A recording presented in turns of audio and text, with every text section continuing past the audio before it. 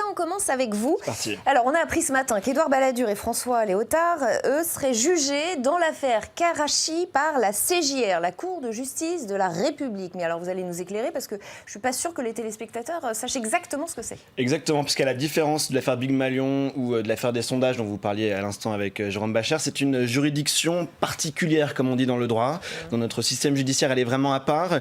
Certains traduisent cela par un tribunal d'exception. Il s'agit de la structure un peu politique à la fois et également un peu judiciaire qui va juger les membres du gouvernement ou d'anciens membres du gouvernement pour des crimes et des délits commis dans l'exercice de leurs fonctions. Exemple, en 99, Laurent Fabius et l'affaire du sang contaminé. C'est même pour ça que la CJR avait été créée à l'époque. Cette cour, elle est constituée de façon assez insolite, vous allez le voir. 3 magistrats professionnels mènent l'instruction. Ils sont épaulés pendant le procès par 12 juges parlementaires. Rien que l'expression, elle est assez drôle. 6 députés, 6 sénateurs, élus par chacune des 2 chambres du Parlement. Pour l'occasion, les juges parlementaires portent même une robe de magistrat. On va avoir des images, c'est des images qui datent de 2016. On voit les magistrats au premier plan et les juges parlementaires au second plan. Ça, c'était pour le procès de Christine Lagarde. Mais la Cour, elle a aussi fait la une de la presse la semaine dernière pour le procès de Jean-Jacques Urvoas, qui a même été condamné pour avoir violé le secret professionnel quand il était ministre de la Justice. Alors, pourquoi pose-t-elle problème, cette Cour de justice, Quentin ?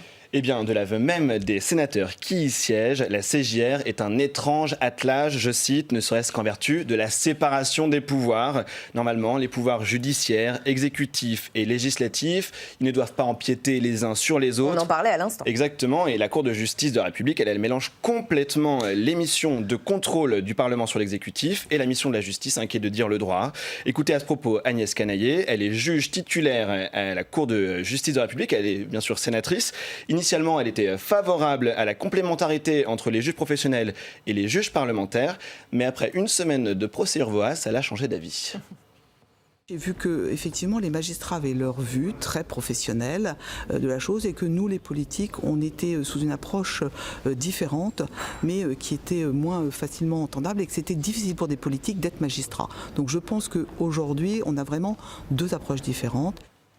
Alors, soyons clairs, Quentin, la suppression de la Cour de justice de la République est bel et bien prévue dans la réforme des institutions voulue par Emmanuel Macron. Est-ce que ça fait consensus, ça ? Oui, tout à fait. Ce tribunal d'exception, il ne convient à absolument personne. Pour le citoyen, la Cour de justice de la République donne le sentiment que les politiques règlent leurs affaires politiques et judiciaires à huis clos. Les parlementaires, ils ne sont pas magistrats, ils ne comprennent pas tous les ressorts de la procédure judiciaire. Quant aux juges, ils n'ont pas vocation à trancher les aspects politiques d'une affaire. Les sénateurs, ils le disent donc aujourd'hui, supprimons la Cour de justice de la République et que chacun retrouve son rôle.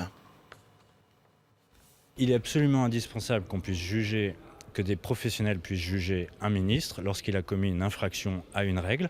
Et il est absolument indispensable que ce soit des professionnels qui le jugent parce que l'on sait que les magistrats se garderont bien d'intervenir sur le champ politique et ne s'attaqueront pas à ce qui relève de la responsabilité politique qui s'exerce devant le peuple souverain, devant les électeurs et pour un ministre aussi devant le Parlement.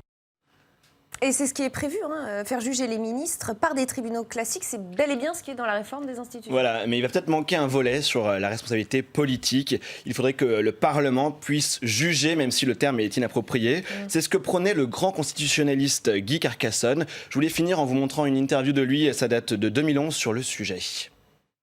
Il serait tout à fait imaginable d'avoir une procédure d'aiguillage en quelque sorte entre soit la responsabilité politique, soit la responsabilité pénale. Si c'est la responsabilité pénale, les tribunaux de droit commun, mais si c'est la responsabilité politique, obligation pour le Parlement d'en débattre. Voilà, la Cour de justice de la République, elle va donc être réformée par la révision institutionnelle qui pour l'heure est au point mort. Et Jérôme Bachar, je vous